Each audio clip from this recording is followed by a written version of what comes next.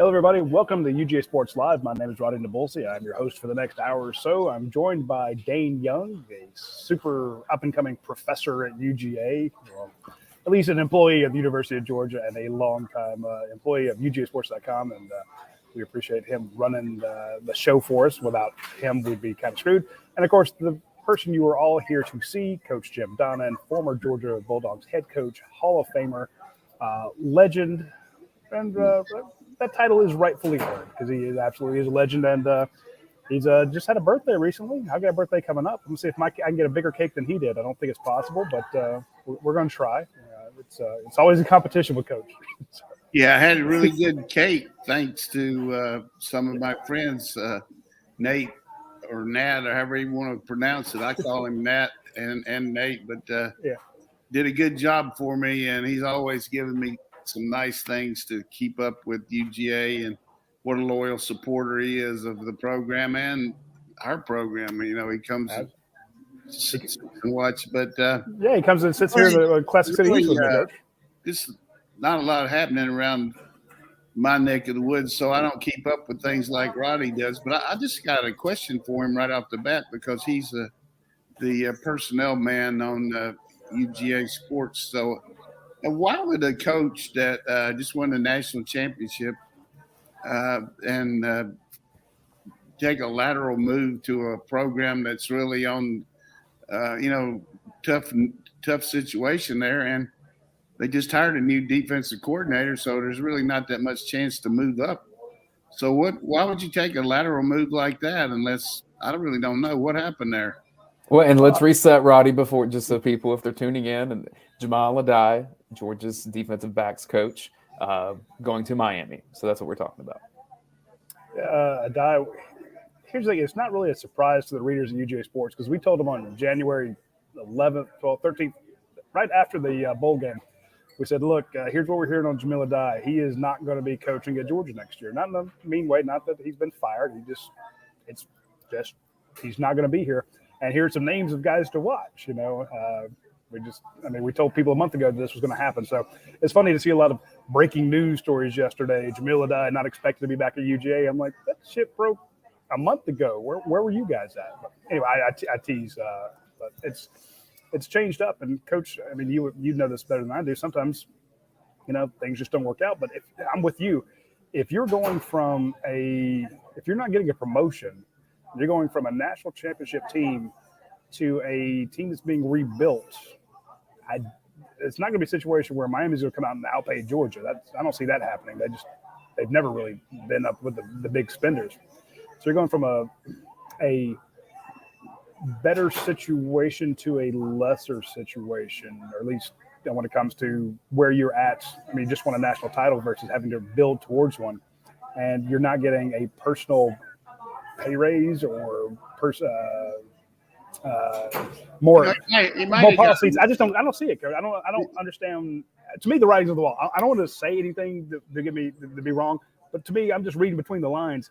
That just looks like it just didn't work out, and that's the only way I can put it. It's just I don't see that. Lanny made sense.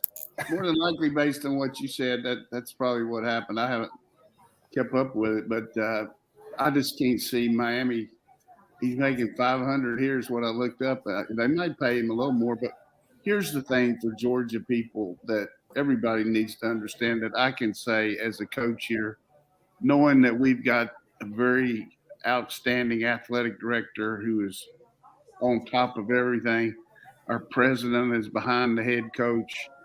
Look at what all we've done here. So if it was a financial situation, I would say that Georgia would more than make that move if they wanted to keep him. And, it's a situation where the guy is, would feel more comfortable not being here, or who knows. But I don't want anybody to wring their hands saying, well, why don't we try to keep him? Look, if we wanted to keep him, his ass would be here. That's exactly what I was saying, Coach. When you read between the lines, you're going from you're not going up in programs, you're not going up in jobs. If he wanted to stay, but it might that he just feels you got Kirby helping with the defensive backs, you got Muschamp, all of a sudden was not a full-time coach and became one with the Cochran situation. It really wasn't the same situation that he was hired into, and all of a sudden he's coaching the corners and Muschamp's coaching the safeties, and Muschamp's taking over a lot of the recruiting for the DB. And Hartley's doing the same thing with Singletary, and those things happen. But you got a head coach here that takes charge, and he can figure out what he needs to do. And we had some young DBs, and he worked around that. So I would just say that what we need to do right now is FIDO, forget it and move on, and understand that Kirby will get a secondary coach. And they're stacked up wanting to come here. So I'm not really worried about that. We'll get a good recruiter, which Adai was, but I don't think he's the second best recruiter in the country. Based on the fact he's not in the top 4 or 5 on our own staff. So as far as results, but he gets credit for some guys that he didn't recruit. I mean, just because everybody just assumes that because he's a secondary coach, but a lot of those. I made that assumption early on, Coach. I thought that this guy was bringing in everybody until we actually start reading their stories and they're talking about. I spoke to Kirby. I talked to Will Muschamp, and they would mention Coach Adai too, but they were really the recruits who signed with Georgia were really gung ho on actually talking to Kirby himself. The guy did a good job. I mean, hey, any way you look at it, well, let's give him credit for that. And but I think we got to be careful about giving him too much credit. Nobody wins all these plaudits on a championship team. The players deserve that. Lanning did a great job coaching, Trey Scott, all those guys. They had a tremendous defense. So if he wants to go to Miami and go down there and fight for play in the Horse Bowl next year, let him go. Let's go for it. Let's see if they make it. But I think it's also a good time, Coach, right now is if coming off a national championship. If you're a coach on that staff, you are very, very coveted. They're like, how do you guys do it? Go somewhere as a defensive coordinator, or have all these jobs offered to you. Like Schumann did. I mean, Schumann had a chance. Like 4 chances, did he not? We may have lost coach there for a second. I'll look at it this way, though. If you're making an assistant coach trade and you get BMAC from Miami and you lose a die to Miami, if it's a trade like that, Georgia probably comes out in the good, especially in the recruiting game. Yeah, give me Coach BMAC anytime. That's a huge hire there. I know a lot of people talked about, he and Kirby don't get along. I'm like, you mean 2 world-class recruiters or 2, type A personalities, 2 guys wanted to be head coaches, recruiting the state of Georgia, went head-to-head and argued over a possible commit or a possible recruit. Shocking. I remember Kirby and Mike Bobo going head-to-head over Malcolm Mitchell and Jay Rome and guys like that. And, it happens, but again, they're at the end of the day, you're professionals. There are people on the beat that I try to beat them every day, but I consider them to be friends. We would go head to head trying to break a story, but I still would love to hire those people and have them on my staff, and vice versa. So you can't worry about some of the stuff like that. But I'm with you. Getting Brian McClendon, I don't know if we talked about that last week, but I thought that's a huge pickup. The other thing that I thought about, and maybe this is just because of my coming of age of watching Georgia football a lot in the Richt era, is you start looking at these guys that played at Georgia that are now like super successful coaches. Yeah. And obviously the ones that played for Coach Donnan here, when you start to talk about the Kirby Smarts of the world, but the next generation of that. I mean, Joe Cox just gets hired at Alabama. Christian Robinson is, in his 3rd SEC job, 4th, I think now at Auburn. There's a lot of guys that played at Georgia in the 2000s and the 2010s that are now really good head coaches. And so to see Thomas Brown in the Super Bowl, you're seeing that there as well. Kirby's building that for the next generation too. Yeah, a thing that's really interesting to me, which I don't want to take anything away from the dictator, but in 2020, what was South Carolina's record? It wasn't great. I know they win 3 games, or I mean, It was not it was enough, only like 3 or 4. not enough to keep Will on there, which I wish he could have stayed. But from a perspective here, the 2020 national championship team was Alabama, and the 2022 team for Alabama has not one, not two, not 3, but 4 assistant coaches now, new coaches on their staff that all coached at South Carolina in 2020. So, it's obvious that Coach Muschamp had some good coaches there. Yeah. But, at the same time, Jimmy Sexton represents all of them, and Nick listens to Jimmy. So, hey, all of a sudden you got Joe, good young coach, Travaris Robinson, good, the line coach from Kentucky, who was coached 1 year at Kentucky, was at South Carolina in 2020, and also the special teams guy from Ole Miss, who was at South Carolina. So Wow, Nick's got 4 of those people, 4 people over there. I mean, when they come to work every day, they got to be humming that South Carolina fight song. That's pretty awesome. That's crazy. I never really realized that they had 4 of those guys over there. That's why we love having Coach on, because he keep catches stuff like that all the time that I completely miss. I do want to mention Georgia has a new guy on staff. We'll try to get this name down. Chidera Uzo-Diribe. Yeah, Uzo-Diribe. Very, very young guy out of TCU. We know that they were looking at Kyle Pope, from Memphis. They checked him out. Chidera came in, apparently blew him away with his interview there. So they brought in a new guy. That's the new Dan Lanning replacement. And let's bring Coach on, because I want to ask him a question about the Coach. They got this young guy. Oops, we lost him again. Yeah, I think we're having some internet issues with Coach. But once we get him back, we'll go with this route. Let's give the resume for Chidera Uzo-Diribe, though, because one thing that I thought when I saw Colorado on there, I'm like, oh, is this a Mel Tucker guy? They didn't overlap. And as far as I can tell, Roddy, there isn't a direct connection from him to one of the primary coaches at Georgia. And so this is really a respect through the industry kind of hire. No, exactly. That's kind of what, when I was looking up that Kyle Pope guy at Memphis, at least saw that he had coached at Alabama previously. And I thought Anthony Dasher did a great job talking to a couple of, people that knew Chidera pretty well. They either were coached by him or played with him, and they just raved about the guy. And talking to people in the industry, they said, look, this guy's an absolute up-and-comer. He relates to kids. He's a strong recruiter.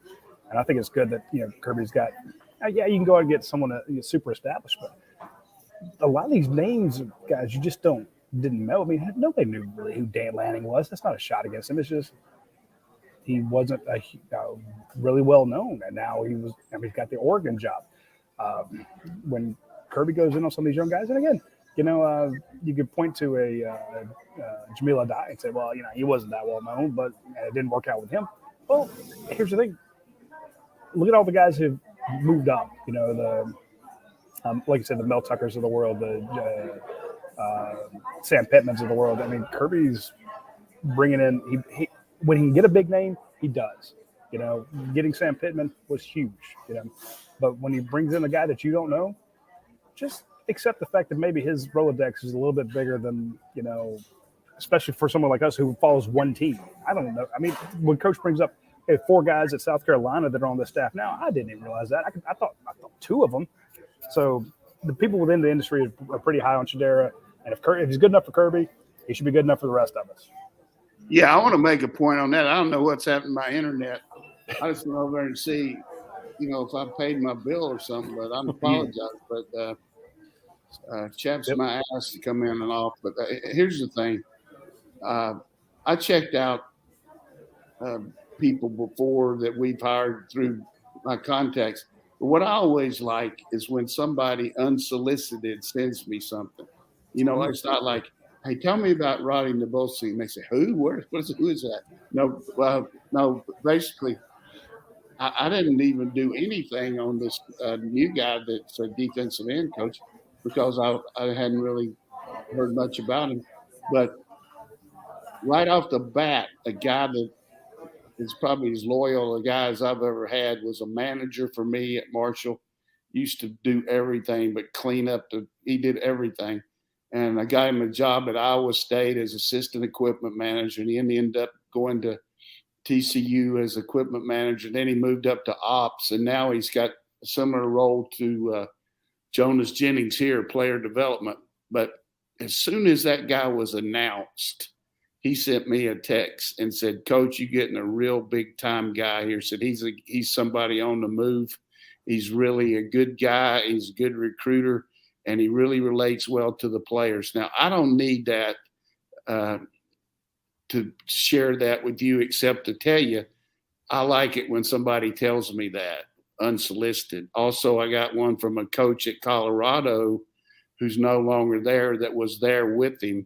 And he was very high on his personal skills, on his genuineness, just things like that. As soon as he was hired, within like 30 minutes of when I got that other text, and I haven't talked to that guy in a year. So when you get two of those like that, that pretty much tells me that we're on the move here. And you look at what Kirby did there, you got to look at everybody's talking about what's he going to do with Cochran? What are we going to do with Muschamp? What are we going to do with that? But it was pretty obvious that he was going to hire a really good, young, talented guy to help in recruiting and also somebody to develop that had some pass rush skills, being a defensive line and defensive end guy. So they brought in several people, including a guy I didn't know, but I read where Roddy said they brought in a guy from Memphis and who did that. And so we don't know who all they interviewed, but it was just an idea that very selective. And so I could see the staff setup, as far as what I see, continue to have the special teams handled by assistant coaches and these analysts that are – we lost Robbie Disher, but we brought a guy in from Duke. But those guys doing that, like Hartley on the punt and Del McGee on the kickoff return, all that stuff. And then have two defensive coordinators and Muschamp coaching the safeties and Schumann coaching the linebackers, bringing another secondary coach. And that's the way I see the staff alignment. I feel like Cochran will continue here, but maybe in an analyst role. But he could be on the field, but I don't see that happening. And, you mentioned probably while I wasn't on here about bringing in BMAC. That's a good move. He knows what George is all about. It won't take him long to get on the road and really help our recruiting. I think Hankton got a bad rap on that to some extent because you look at all the things he did off the field with these dogs for pups, the way he rallied the community, the way he handled kids. And our system was not conducive to recruiting a lot of receivers until Munkin got here. So Munkin's gotten some guys that I think along with Hankton. So we'll see how that goes. But that's a good hire. He'll blend in, and that's what you got to have, continuity. You don't want some guy coming in here that thinks he's going to be the coordinator and all that. You got one in Munkin there, and it's tough for Faulkner because he's kind of in the middle here. He's put 2 hard years in as an analyst, and then you bring in another receiver coach. But I hope we can get another year out of Faulkner. He's turned down some good jobs this year. I mean, he had a chance to go to Memphis. Wanted to talk to him several places, but he likes his role and his family likes it here. And he's like pennies from heaven having a coach like him, just like Jay Johnson we had. So we've got a strong staff, and Kirby's blending it here. We got some new people in the operations department. Neelan Raper. Neelan's going to be the ops guy, and he's brought in a young guy from Purdue that he knows. They moved Anna Corson up who's a really aspiring young, talented girl. That's young lady is going to do a good job. So everything's going good here, and we'll get a good secondary coach. He I might thought I was connected. He might surprise me. He might surprise me on the Cochran situation. I don't know. But don't take that for being as a solid truth or not. But I just think when you got a guy like Will Muschamp, 7 years head coach in the Eastern Division of your same conference, one play away from playing for the national championship as a head coach, an assistant defensive coordinator on national championship teams. And you got a chance for him to be an analyst and to move up and be your co-defensive coordinator in 1 year. That's pretty strong. And then particularly losing Lanning, but keeping Schumann was big. And now we got Bobo coming in, who I'm telling you now, but Muschamp did a good job communicating to Kirby. Bobo will do the same. I mean, it'll be really good. So I think our staff right now, even though we've lost guys like Tucker and Lanning and Pittman, I just feel like we got this. If we get the right guy here for the secondary, I feel like we got the strongest staff as anybody in the country. Well, and Roddy, I even noticed just in the potential recruiting footprint, when you have a Muschamp, when you bring in a Bobo, when you bring in Brian McClendon, they obviously all know the state of Georgia about as well as you can. So getting someone like Uzo Deribe, who most of his experience is the middle of the country, in Kansas, in Colorado, in Texas, that can be an accent for Georgia. And obviously Mike Bobo would know a lot about Colorado recruiting as well. But you start to see kind of the national footprint that's built from this spot. Georgia lost a little bit from South Florida when James Coley left, but you're kind of gaining in some other places now, and this is a national operation. Hey, make no mistake about what we lost with Coley. All you got to do is look at what A&M. He just signed Shamar Stewart. I mean, come on. They got two of the top 5 guys in Florida. They're Texas A&M. So that was a big loss recruiting-wise. But I will say this, and I'm going to stop talking, but I'm trying to talk as much as I can so I don't lose the internet so y'all can hang. But I feel like this about Mike Bobo, which Muschamp did last spring before he was hired full-time. Just contacting people that he knows and talking to them about, look, I haven't been here in Georgia. I've been these other places, but now I see what we got here. It's unbelievable. I mean, the first day that Mike Bobo was here with his official visit with his son, and I had a chance to see him over there. I guess it's the second day. He spent the night on Friday. And then he was talking about, I can't believe all the stuff we got here, Coach. He was calling me coach because I was his coach. And he's right. I mean, we got unbelievable facilities and really got a lot of staff people to supplement. And he will be good because he knows all these high school coaches. I mean, he grew up with them, with his dad, kind of like Kirby and kind of like Muschamp. So we have fortified the state of Georgia with our contact role here with these guys. And it doesn't matter that these guys can't be on the road, just the fact that they're calling them or when they come here. Let's just say Dayne's his coach from East Texas and he comes in here to watch spring practice. Well, Mike Bobo just walks around with him and talks to him. I mean, that's invaluable. I mean, he can't coach on the field, but he takes that guy out and, points out things to him about the way we coach or shows some tape to him. Or it's just really a big lick for us to have him here, just like we got Muschamp last year. I think getting Mike Bobo here is huge. And that was right before you dropped out. My question was going to be, do they bring in a secondary coach or do they switch it up? So thank you for answering that. That's a big help because I wasn't sure what they would do if they would just. I think we. I would say, ask me a rhetorical question. That's good. Well, I thought maybe there's are they going to bring in a secondary coach? Are they going to bring in a secondary coach? Yes. Okay. I thought maybe it was like, hey, you've got the defense kind of covered. Maybe this gives you room for an extra offensive coach, maybe like just a quarterback's coach. Or How many like want? How many you want on offense? You got Bobo and Faulkner over there to go with the others. Well, that's the point you made. I hadn't thought about it that way, but you got 5 full-time coaches on offense, plus you got 3 off the field quarterback guys. You got Montgomery Van Gorder. You got I forgot about him. Faulkner. You got Bobo. I mean, and you got Monken. You got 4 quarterback guys, and you got the one guy that worked that was a GA that I don't think he's going to stay here from Miami who did a good job. If he stays there, you got 5 guys with the quarterbacks. I mean, everybody would have a quarterback, have their own personal guy walking around with them. So I don't see a problem with that. That's a good idea. How many more you want? Then you got a GA for offensive line who's going to stay. You got an analyst for the receivers. You got an analyst for the running backs. You got a shoe shine boy. You got what else you want? So I mean, you got everything.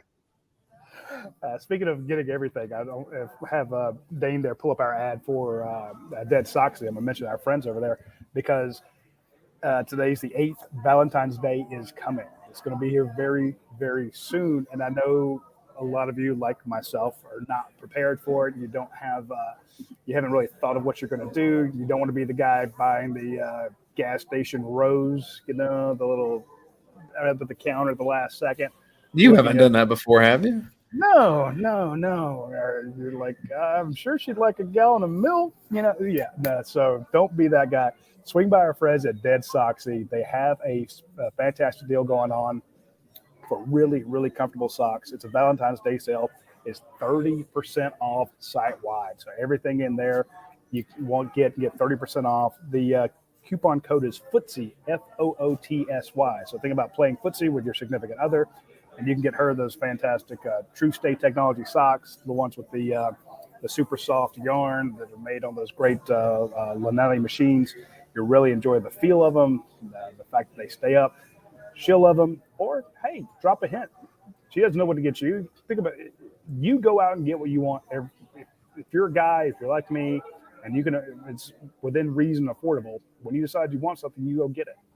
So if you haven't ordered these already and you know you'd like some, just drop a hint. Tell her what you want. Let her get you those socks, especially the Georgia themed socks. Those are fantastic. You'll absolutely love them. Again, 30% off with code FOOTSY. Also want to mention our friends out at Athens Ford. They still have vehicles. I was going to say they're running out there. They're running low on vehicles because so many people are out there picking them up.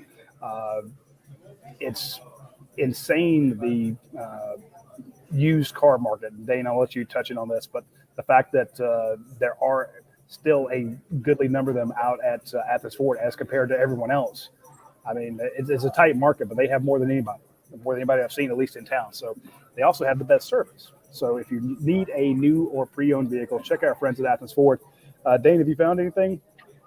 Yeah, so we've been in the car market for a bit, and it's just crazy to me that, like, frankly, for money, it looks like if you can find a lot with some new vehicles, you're probably going to get better financing, you're going to get a better deal. And like you said, in the Athens area, you just drive around, you see more vehicles on the lot at Athens Ford that they can get you in a vehicle faster than anyone else. And we've been on the hunt a little bit ourselves and haven't found quite the thing yet, but I promise you Athens Ford is the first place on my list to go check out and say, hey, how many car seats can I fit in that Bronco? Because that's really what I want.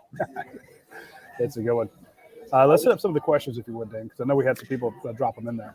Yeah, so we did ask for questions over at UGASports.com. Of course, most of them on the topics we've been talking about, which is the assistant coaches. So let's go with this. From MossDog96, what do you think the percentage sits at right now that Todd Monken, and there's all the NFL jobs out there, with those getting filled, what's the chance that Todd Monken returns to Georgia, not taking an offensive coordinator job in the NFL? Yeah, I would say they've really diminished as far as first of all, he's very happy here. He seems to really like it working in this role.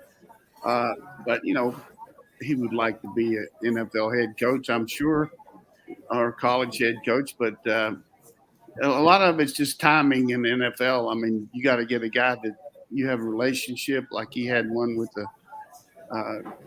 the head coach at Tampa. You just never know. But I would say the more guys that these jobs are filled, the lesser chance that he's going to have an opportunity. And it'd have to be a really good one for him to leave, but based on the talent we got coming back, the schedule, career path he's on. It could happen tomorrow, though. One of his best friends might get one of these last 3 jobs. You never know. But I would say less than 20%, maybe less than that.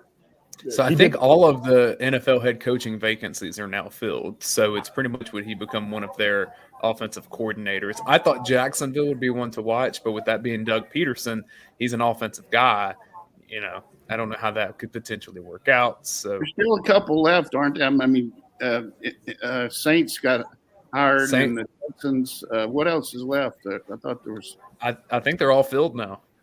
Minnesota took that guy from some kindergarten. No, seriously.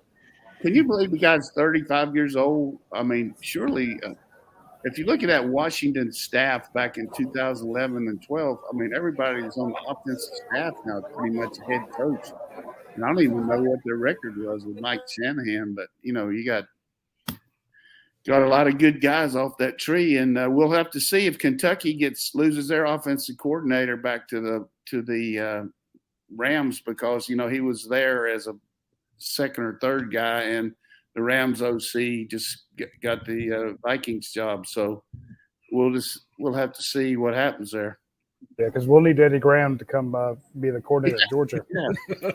Eddie, that's another one we had on the internet. Boy, that's unbelievable. But as to that question, I do want to say that one of my people told me that Todd Monken actually turned down a nice job in the NFL, or turned down at least an option. And I think it's just like with Glenn Schumann. He's got a lot of options of people that reach out to him, but I think Coach nailed it when it says it's got to be, the timing's got to be right and the fit has got to be right. When you have a great situation like you do at Georgia, it's not like you're fighting to get out of there. It's like, hey, worst case scenario, I stick around and play for another national title. Yeah. Here's the other thing that I don't think people take into consideration, and I'm not doing an infomercial for Athens or Georgia, but there's a lot more than just coaching a football team. I mean, you got a family. You couldn't bring them up in any better situation. Like in Todd Munkin's case, he's got a son that's in college now, but I mean, in Schumann's case, he's got 2 young kids. His in-laws live in Atlanta. I mean, his mother and dad live in Texas and come over here. There's just a lot of quality things about being a Georgia coach. If you got kids in junior high or little league sports, I mean, it just you got to be careful when you move your family and uproot them and take them into another situation just to go chase a dream that might not happen when you got a reality here. So I think people need to give us a little credit here for what's around here. And I think the same thing's true with Kirby as far as career. I mean, there's a lot of pro teams that have reached out to him, I'm sure. But there's a lot to be said about your wife going to school here, your mother and dad living close, your kids. So, and, money's one thing, but quality of life is so important. And I don't think you can have much more of a indicator than all of the ex-coaches still live here that coached here in the last 40 years. So that's can't get rid of you guys. Yeah, I know it. Hey, add Brian McClendon to that list as the interim head coach for the bowl game, right? Yeah, another head coach back in Athens. Love it. Yeah, Brian and Glenn Mason's coming over here for a show for a little while, but I saw Glenn Mason several times over the years. The best one that I've never said on TV, or I consider this TV, but the coach at Northwestern. I'm trying to think what his name was. Look at that. Pat Fitzgerald? No, before Pat. I mean, he coached out at Colorado too. He went from Northwestern to Colorado, and he interviewed here before Mason, and Coach Dooley and some people brought him in, and so I saw him on Nike coaches clinic about a year after I took the job, and he had stayed at Northwestern. And he said, "How you like that job?" And I said, "Oh, it's great." He said, "What must be good? You get a membership in the Masters." I mean, somebody told him he could get a membership in the Masters to be the coach here. And I said, "That's no BS, man." I said, "I guarantee you, if I could get that perk, I would have already taken it. It wasn't available for me." But he said, "Well, that's what I've heard I could get." You know, I said, "Well, you had a little bit more power than I did. I was kind of a reject guy they took it to last." But can you believe he thought he got a membership in the Masters? Are we talking Gary Barnett? Yeah, Gary. I knew Gary when he was a high school coach out there at Academy, at Air Force Academy. And he went to Missouri. That's how I knew him, through Missouri. And we kept up through through the Big 8 coaches and all. And he's a good guy. And pretty funny, though. He thought he could be a get in the Masters. You mean Vince didn't offer you that, Coach? Well, I got 4 badges. I got to go down and watch it, but I didn't get them. Hey, Billy Payne and some of those guys took me over there several times, and I had a lot of fun, but no membership. Did you send Gary a picture from the 18th green? No. It's just a one-shot deal I'm telling you about, but it's really kind of ironic that guy thought that was a perk for Georgia. That's hilarious. I love that. That's great insider stuff. I can promise you Kirby Smart can find his way over there if he wants to. Yeah, I would think Kirby could probably get in right now if he let it be known he wanted to be over there. But the problem would be is all these ex-players that played with him and would want to go over there with him. I don't know if they want those guys over there with him.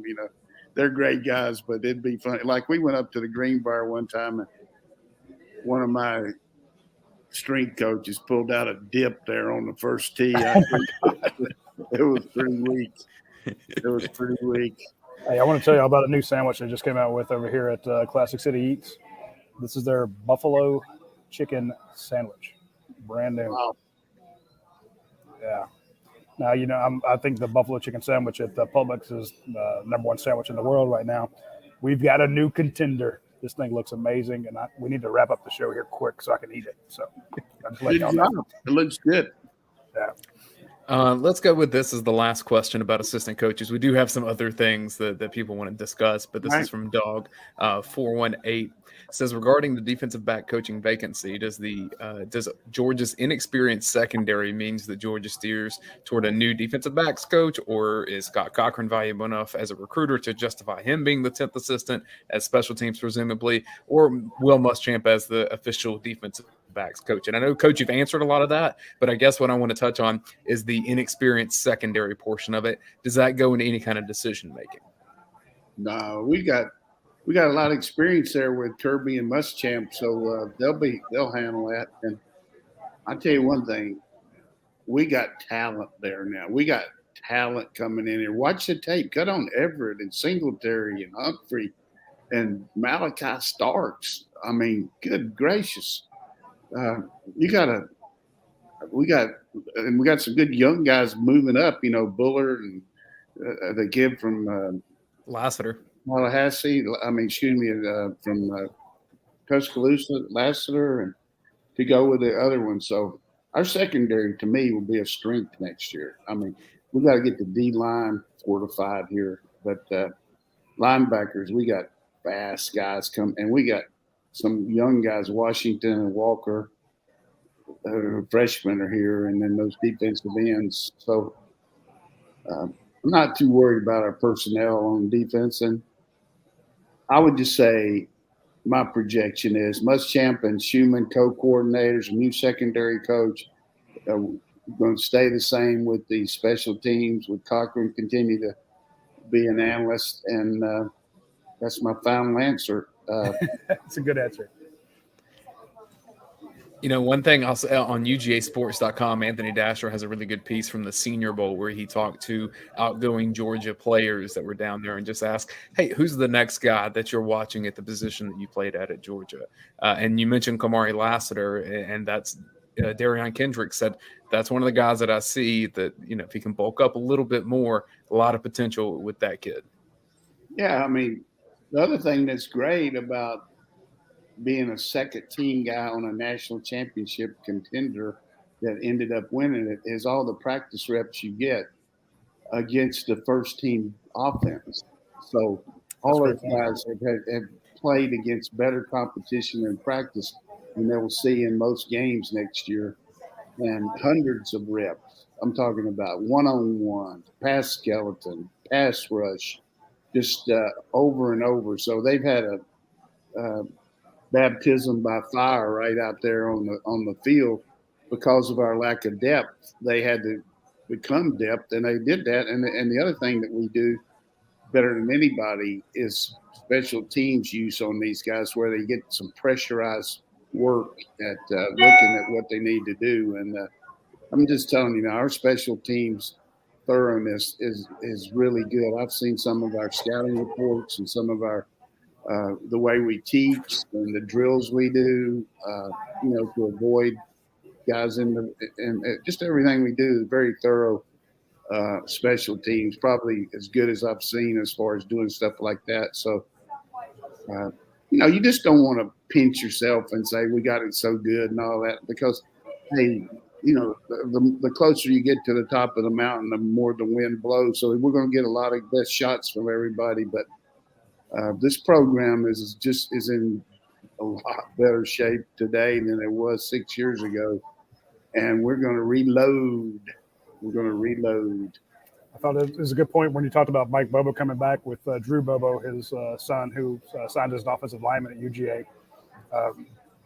We mentioned this the very first week of you mentioned it, and I stole it. First week of the season, we said, just look at Georgia. Looks like Alabama. Georgia looks like Ohio State. Georgia looks like Clemson. They're big. This is not Georgia of when Mike Bobo left, when Ryan McClendon was here. The bigger, faster players with better facilities. And I love the little video they did when Ryan McClendon showed up in Kirby Smart's season. And they give each other a hug, and then they're walking Ryan McClendon through the facility. And his eyes are so bloody big. He's looking around like, damn, where was this when I was here?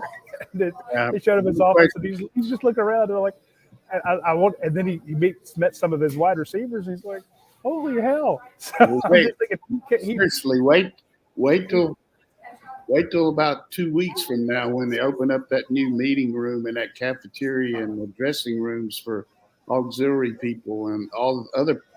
So we've had half of the new building, and that was smart, by Josh Brooks and Kirby, making sure we could use what the players needed: weight room, training room, dressing room, coaches' offices. But now all those other things, which made it very, very tough, because you had to go a long way to get over there to go to a meeting room we're going to have that big theater room. I mean, you could play Ben-Hur in there all night and sit in there like that.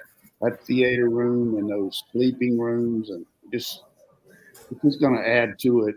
And but the thing we got to do though is just start over. That's the way you always do. You start with your strength program and then your spring practice and build your team. Yep. Start looking forward to spring practice. Hit us up with another one there. What you want to do in spring practice? Number one.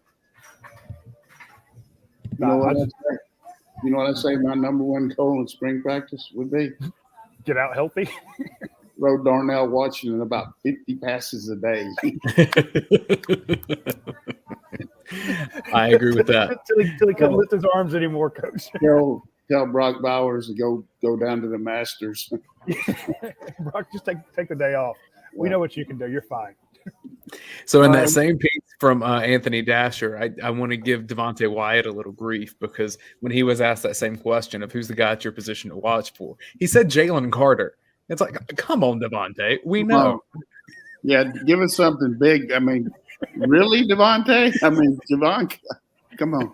Hey, but right now, I walked out. I say this every week, and I'm going to keep saying, I walked over there the other day when the guys were out there doing some running in the indoor after they lifted weights. And I saw Carter. I mean, guy's a man now. I mean, just there in his T-shirt and shorts. Scary. I mean, I'm glad I'm his friend. Woo! So Devontae didn't answer the question, so we will. This is from Gilbert Peterson on the vent. Other than Jalen Carter, which defensive lineman do you expect to step up in 2022? Boy, that's going to be the answer there. If anybody can tell me that, they're going to be really a lot further along than me. I hope all those guys will keep developing. And the same thing we talked about the secondary. Those guys are going against our O-line all the time, and you're going against Jamari Salyer and McClendon and all those guys. You got to develop. So hopefully they'll be able to. And we got these 3 freshmen too that certainly have the size coming in. So hopefully those guys will be able to help too. But I would say the outside presence is going to be like no other with Jones and Williams coming in here. I just feel like those guys are. I mean, I'm just going to tell you right now, I'm going to project the same thing I did for Jalen Carter 3 years ago when I told you on the show, this guys can't miss. Williams and Jones can't miss. I mean, they just give them a very good little instructional notice of how to get to Sanford Stadium and then let them play. Make sure they get off the bus. Down the hill. You'll be go to the dog walk. Go to the dog walk right now, man, and line up and show them your. I mean, good Lord, those guys are. Just... I do want to point out. I thought when Nazir Stackhouse was in the game, I thought he made some great plays last year. He did that kind of quickness, that I don't say. Ability to get off blocks. I didn't want to say unblocked ability, but he got off blocks pretty well. And I thought Zion Logue was just a absolute mountain in the middle there at times. I mean, not quite Jordan Davis, but he's good. But that's two guys I keep an eye on. Look at Stackhouse speed. I mean, guy ran 100-yard dash in high school. So, but he weighs a lot more, and that's the other thing. You look at Channing Tindall, at way he's playing now compared to what he. When he first got here, he just has a lot more knowledge of the game, but the speed factor, that's what you're going to get with Munden and those guys. And, Davis has been hurt and Marshall's been hurt. We really don't know about them, but we got good athletes there that'll surface pretty quickly, I think. Here's a question from D-Rock UGA. He says, here's one for Coach Donnan as we've just passed National Signing Day. Was there a recruit while you were at Georgia that you were confident that you were going to get and they ultimately signed somewhere else in the SEC? And then on the flip side, was there one that signed with Georgia that you were a bit surprised because you thought they were going somewhere else? I mean, have we got 3 days and 14 nights to talk about it? I mean – that's the whole job, right? I drive myself nuts worried about those guys on the last day. There's always guys that flip around. Back then, it was you could see them up until the last minute, and then they changed the rule where you had to stop on Sunday. But of course, Marcus Stroud was starting out there. I just didn't know what he was going to do there to the end, and then he picked up for us. That was big, but. As far as losing people, I could tell you a lot of them. 3 of them at 1 year that we lost, and a lot of it was due because of Augusta paper put that Georgia was going to be put on probation, which we were, but not to very much extent. But Grant and Cozy Coleman and the running back from Atlanta that all 3 went to Tennessee. That hurt us that year to lose all 3 of those guys at Tennessee. I think that was huge. Cajun Dog says, how many players do you think Georgia gets from the portal, and what positions do you see as Georgia's greatest needs? Well, based on our numbers right now, we got 28 or 29. We can go to 32. So I'd say 3, unless we lose a couple more after spring. You just got to feel like some of these guys are going to see the handwriting on the wall. They'd like to stay here. That's why they didn't do anything. And sometimes they surface like Speed did, Breeny did. You would have thought they were in there the portal last year, but they really made a significant move on our team and helped us a lot.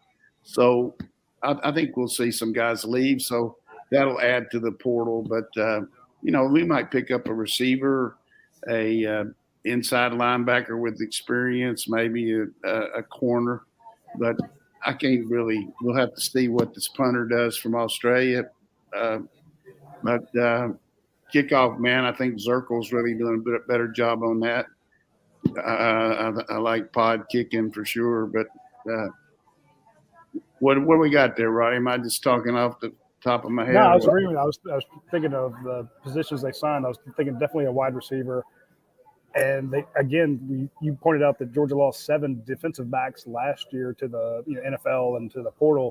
You lost a bunch of defensive backs again this year. Again, you've reloaded with a bunch of them, but as go back 2 questions ago, they're very young. You brought in Tyke Smith to kind of help with that inexperience, and too bad he got banged up a couple times. But I could definitely see if you're going to bring in a 1-year guy, a 2-year guy, you're definitely going to bring in somebody really talented. And we're seeing so many big names in the portal. They've gone other places, but I'm thinking after spring, Coach, you're going to see more big names. I mean, you didn't. Yeah, you will from other places too. That's what I'm saying. Other guys that you think are really happy where they're at, if they're happy at LSU or Alabama or wherever, they're going to be options. So you're in the catbird seat because you've brought in a bunch of young guys that you can develop over 3 or 4 years, but you got room to bring in that kind of 1 year, that Darian Kendrick guy. So I'm definitely thinking a wide receiver and a cornerback or a safety, somebody to help you out there. That's 2 spots I see you need somebody.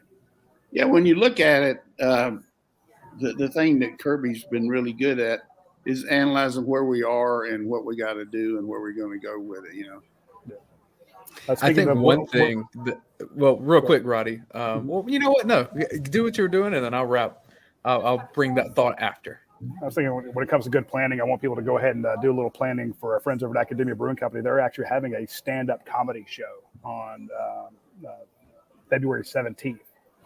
The 16th is, of course, a national holiday. So nobody go to work, nobody do anything on February 16th. But on the 17th, the day after the national holiday, be sure to swing by Academia Brewing Company for their comedy show. It looks to be fantastic.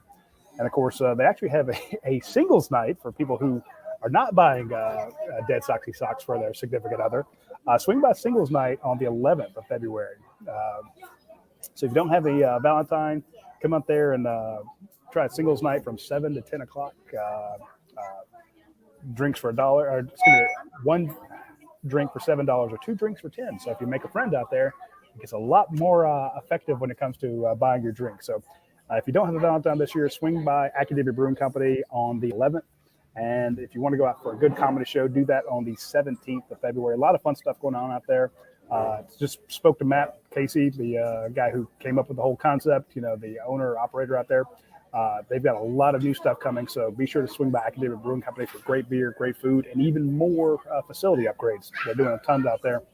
And, of course, today is a Tuesday. I know last week we did a show on a Wednesday, but the fact it's a Tuesday means it's double points day at any of our Your Pie locations. So if you want the gelato, you want the new pizzas, you want the sandwiches, any of the fun stuff they have out there, if you order it on the app today, you get double the points. So be sure to hit up any of the Your Pie locations, get double points on your app.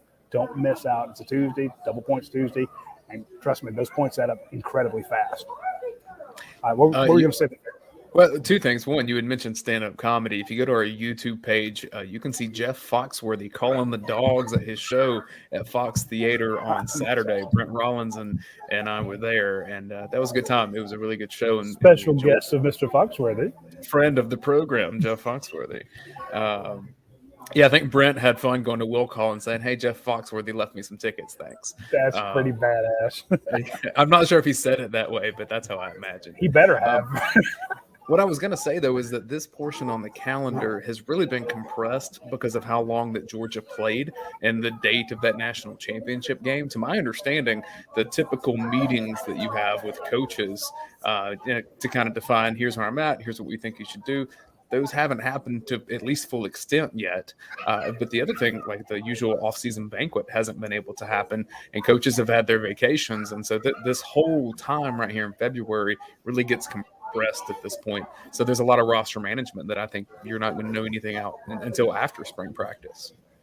Right. And we got spring break coming up the week before too. So you just try to build up your strength gains here without the coaches. They've been on the road. The kids have been doing a lot of strength training. And one of the things you always do, which our coaches are involved with right now, that the analysts kind of put together, is a self-scout, which means look at what we did good, look what we did bad, look at some of the things that other teams are doing, and get a plan going into spring based on what your roster's strengths and weaknesses are, and who you got and who you want to accentuate and who you want to develop, and player personnel. Like you say, one-on-one meetings I think are really big. I always felt like bring you to the office and talk to them on a one-on-one and say, this is where you are, this is where I think you need to improve, this is where you made improvement last year,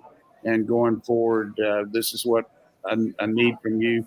What are your goals? How do you feel like you fit in the program? And be realistic in how you communicate, because that's what you don't want to give a kid false hope or false idea about it. And that really works pretty well. It really is a good indicator of where he stands and what his chances are. And one thing to think about too, when we say roster management, it's not just Darnell Washington and seeing kind of where he thinks his future is. It's a lot of these scout team guys, the ones that are trying to go get their shot somewhere else because the roster doesn't show that here. That takes work to make sure that you have the right people involved to be able to give the starters to look at what they're doing. And there's some guys that have been doing that for 3 and 4 years at Georgia that they're trying to get one more shot. That's a big piece of the program. And for the fans out there, it's really critical to have a tremendous video group here.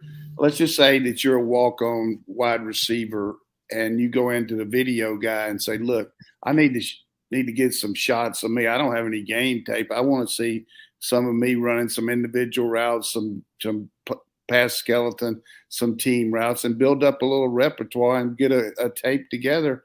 And then you put that together and you send it to a D2 school or 1AA and say, this is what I've been able to do in practice. I haven't been able to get on the field here, but you can see my skill level. It's kind of like watching a high school tape of a guy, but now he's in college. And there's some really good guys running the scout team out there.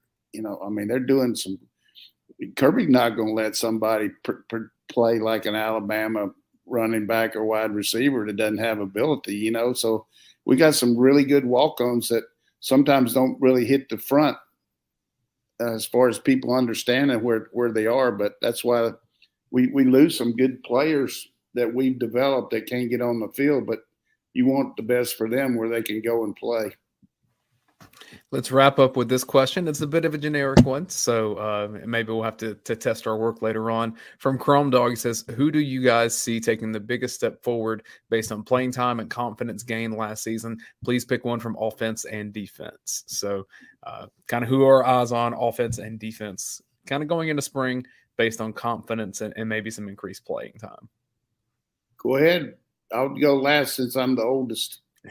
I'm going to let Roddy go first on this then, since he's the boss man. Look, give me an offensive lineman. Give me a Marius Mims. Just who you got on defense? Defense, you're gonna have to. I'm gonna stick with Stackhouse. Just got a taste of it. Got a taste of what it can be like to get in there and just break up. And again, I'm going with availability. Where's room to play? Where's the guy actually going to get a shot? Maybe it's tough. I don't see Mims moving in as a guard, but I definitely see Stackhouse getting some Marlon Dean getting some work on the line. But we'll go with Stackhouse just as a guy that's like, look, all of a sudden Devontae White's not there. There's room for me to play, and he's chomping at the bit to get out on the field. I'm going to go with those two as my guys that we saw just for a second who should feel a lot more confident going into their being a year older and having more opportunities. On defense, I'm going to go Smile Munden. I've heard a lot of good stuff, and he's obviously going to have an opportunity with so much turnover at inside linebacker. On offense, my eyes are on the running back room because you lose 2 guys at a position where 4 guys typically played. Assuming he remains here, because I had heard rumblings about him, potential eyes in the transfer portal, but he's still here right now. If Dayne Edwards is still here, I think he's a big piece of Georgia's offense next season. That's good picks. Big good picks. I'm going to go with Milton. I feel like the opportunity is going to be there for him to really surface, and I really don't think he's injury prone. He just had some things happen that happened. He just can't really figure it out what happens there. And then on defense, I'm going to go with Lassiter making a real move there at corner just because of his experience. And Everett's going to be in here for the spring, and he's a really good-looking kid. But I would say those 2. I want to mention Dumas Johnson because you don't get to mention the team. I'm just saying that's a guy who, when you mentioned Smile Mondon, I thought, he had that great pick in the practice, and then he. I'm sticking with my guy, but okay, I just wanted to bust you up. I know that's a tough call because we talk opportunity and a guy that can come in and absolutely. From that maturation, that confidence, going back to the question, who has more confidence? I'm thinking that guy came in confident as hell, snatching balls out of practice, snatching interceptions out of the air in practice, and then doing it in a game. That's another guy who's been, I think, chopping at the bit. But I'm sticking with my Stackhouse guy. Anyway. Hey, let's wrap the show by making fun of – One thing you wrap the show up with is a Johnson & Johnson coming off injury is Harris Jackson and Blaylock. I think both these guys coming off major injuries, not being able to play, got that taste in their mouth, leaders. I could see both of them making a big move here in the spring. I'm going to wrap the show by making fun of Florida. And Coin Rookie asked, who would Georgia's nutrition athletes of the awards, nutrition athlete awards go to this week? And Florida put that out on their social media with their nutrition of the week winners or something like that. That's the other thing. We continue to lose people in assistant roles that move up. Our assistant nutritionist went to Miami as the head nutrition. Our assistant strength coach went to Miami as a second in charge.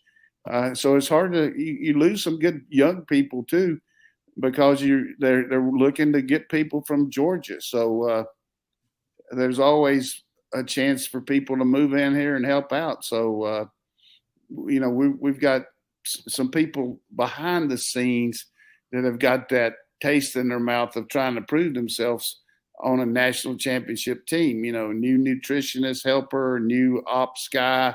All these things working, you guys in the strength. So those are all benefits, I think, getting these people that are trying to make their mark, but they haven't made it here, but now they're here. So that's another good thing, I think. Very true. Anyway, I think that's all the questions, isn't it? It is. All right. And like Robert Barnes, what about Arik Gilbert? Hey, we're only allowed to mention so many guys. I was told following the rules. Let me just tell you, that's a given. That's going to happen. I mean, that is going to happen. Gilbert's going to. You can't mention everybody, Coach. No, I'm just saying that you talked about somebody that's going to surprise you. He's not going to surprise me. He's going to. Yeah. It's a given. I mean, everybody. Well, hey, listen, the kid went through a lot, and he wants to be here, and more power to him. And I guarantee you, we line up there with Bowers and Gilbert and Washington and wide receivers and Milton and McIntosh, and Bennett at quarterback and this offensive line. We scored 73 touchdowns this year, the most ever in Georgia history, or 72. That was a good job that Stats did, McMahon, on all these breakdowns on our stats. But most touchdowns in Georgia history, we didn't even hardly play offense in the fourth quarter any games. We'll break that record next year. I love it. So speaking of next year, we're talking about next week. We will see you next Tuesday at noon. And a big shout out to our podcast sponsors, Classic City Eats, where I'm at right now. Of course, Athens Ford, Academic Brewing Company, Dead Soxy, and Your Pie. And we thank all of you for tuning in. We will see you next Tuesday at noon. Take care.